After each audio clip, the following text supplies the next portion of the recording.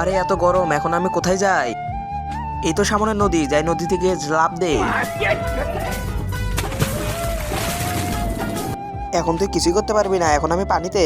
এবার তো তুই বেঁচে গেলি, কিন্তু পরবর্তী সময় আর পারবি না বাঁচতে আমার হাত থেকে। আর একবার শুধু পাই তোকে, তখন তোকে আমি দেখাবো মজা। আমি কি, আরে আমি পানি থেকেই উঠবো না, আমি এখানেই থাকবো। আরে এ ভাই, স্কুলের সময় পার হয়ে যাচ্ছে, চল তুই স্কুলে যাবি না আজকে? আমি ওই গরমে স্কুলে যাব না, আমি আজকে এখানেই সারাদিন থাকবো। হ্যাঁ ভাই, তুই ঠিক বলেছিস, সেখানে অনেক গরম। আমিও আসতেছি তোর কাছে, থাম 1 মিনিট, ব্যাগটা রাখি আসতেছি। এই তো দিলাম ধাপ। এরা যে বদমাশ দুটো কোথায়, ওরা আজকে আসেনি কেন? স্যার, ওরা নদীতে গোসল করতেছে। যাই এখন ডেকে নিয়ে আয় ওদের। ঠিক আছে স্যার। এ ভাই তাড়াতাড়ি স্কুলে চল, প্রিন্সিপাল অনেক রাগ হয়েছে তোদের উপর। তোদের তাড়াতাড়ি স্কুলে ডাকে। আমরা এই গরমে স্কুলে যেতে পারবো না, তুই যা। আজকেও অনেক গরম। হ্যাঁ ভাই ঠিক বলেছিস, আমিও যাচ্ছি, থাম। এই তো ঝাঁপ দিলাম। এতক্ষণ হয়ে গেল, এখনো বদমাইশ টিমটা আসতেছে না কেন? স্যার, আমি ওদের ডাকতে যাই, তুই থাক, এবার আমি যাচ্ছি ওদের ডাকতে।